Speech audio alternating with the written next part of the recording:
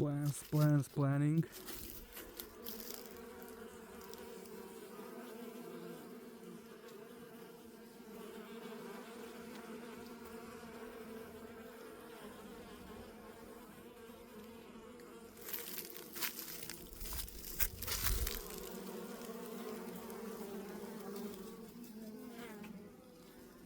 This is the bee yard I formed last year, and this location proved to be a really good one. So I'm expanding this apiary this year. I'm gonna think about which number I'm gonna go for, but it depends on the forage activity and so on. So today is very warm weather, so the bees are flying really nice. They're active. They're cleaning their beehives.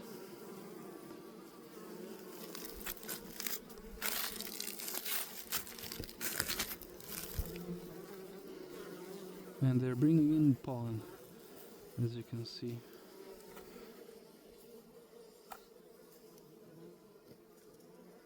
I'm gonna open these entrances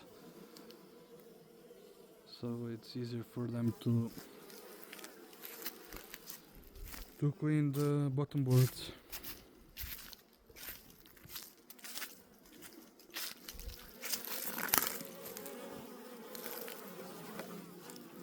Also, I have these plastic bottom boards with the pollen catchers. So here it is. So the bees come in from the bottom and they move up, and the pollen, when they go through these circle entrances, the pollen falls off and it's catched and stored right here.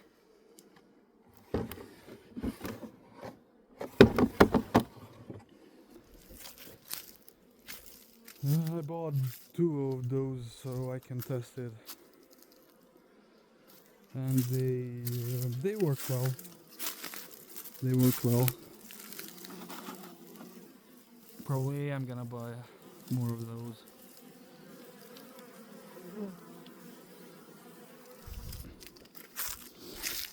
I have to redo the other bottom boards. This one.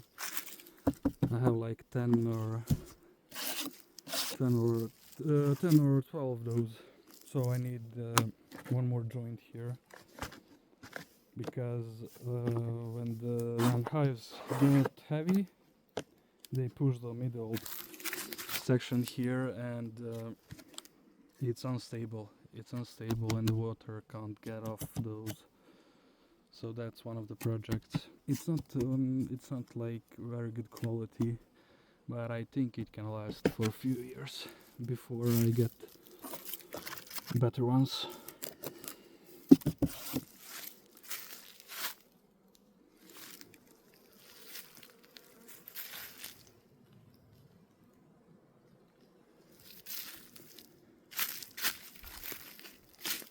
So here I have two beehives. One is at the bottom and the other one is at the top with the double bottom board. So this one is its entrance is behind, and this necklace was very weak during the winter, so I just wanted to help him a bit. So the idea is that the heat from the bottom hive comes up through the bottom board, double bottom board, and heats up the beehive on the top. And as you can see, it's working, I guess. It's working. They improved significantly over the 3 or 4 weeks since I did that.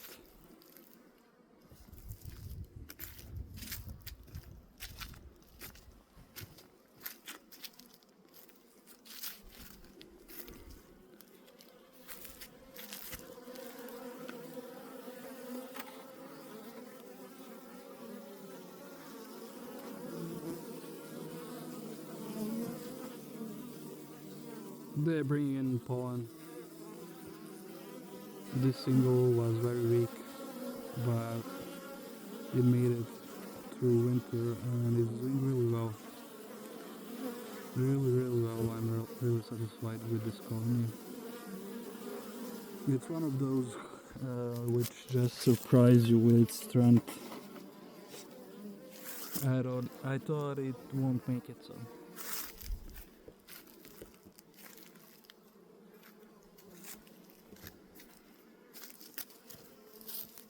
These here are really strong ones.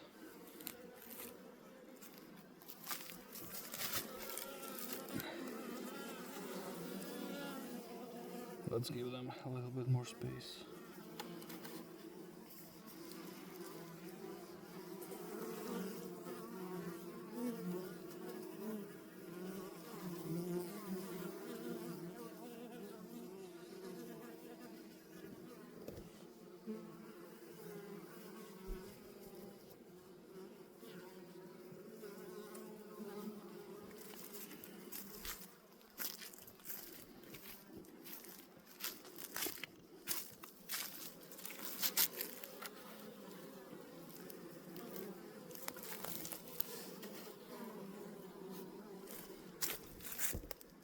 So we have, I guess, 13 active hives, and the goal is to get the number to 50.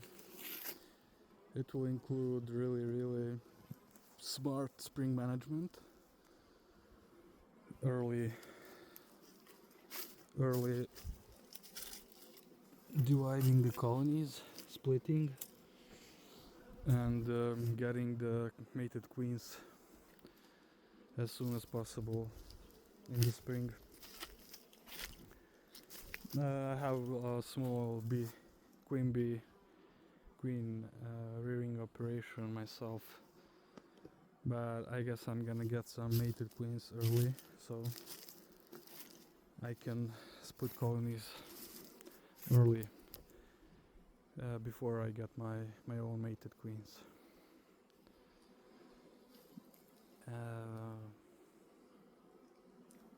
I guess that's it. I'm gonna show you how the bottom boards I made myself from scrap wood look.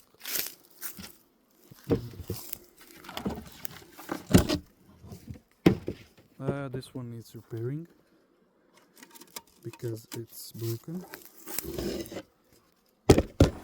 But this is the idea.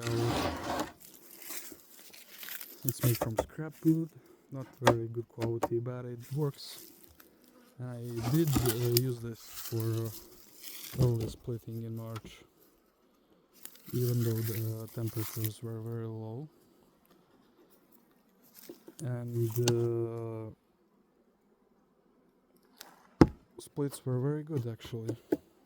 It helps a lot the heat from the strong bottom colony. So that's it. I have to move more equipment here as well. So it's gonna be a lot of work.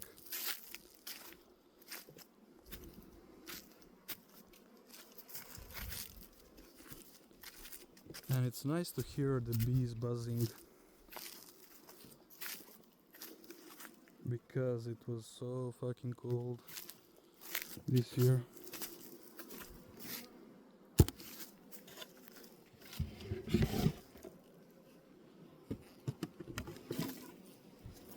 I have fondant as well on the top of these hives and between the two boxes as well.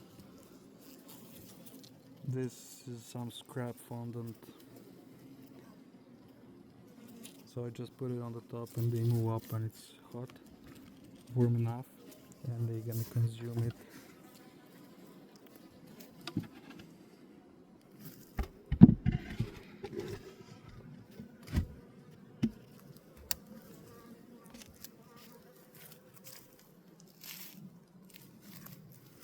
And I've been thinking a lot about ventilation and condensing the hive. And I think I'm gonna go for condensing hive after all. So basically I've been beekeeping for a few years and I used these ventilation covers beneath the roof. They work well. I can see the colony without opening and see how strong they are. The bees will eventually propagate these open areas here because it's not really flat. But I guess from my previous experience, condensing hive does a lot better.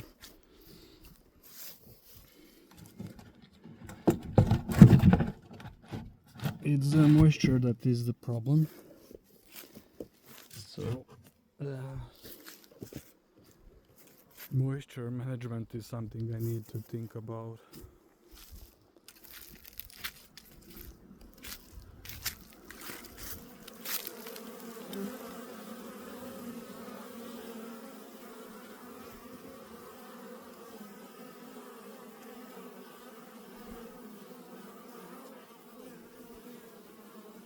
That pollen is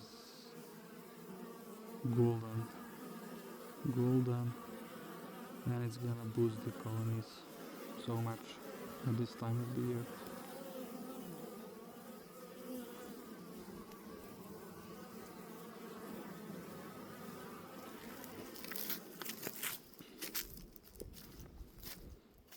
So that's about it.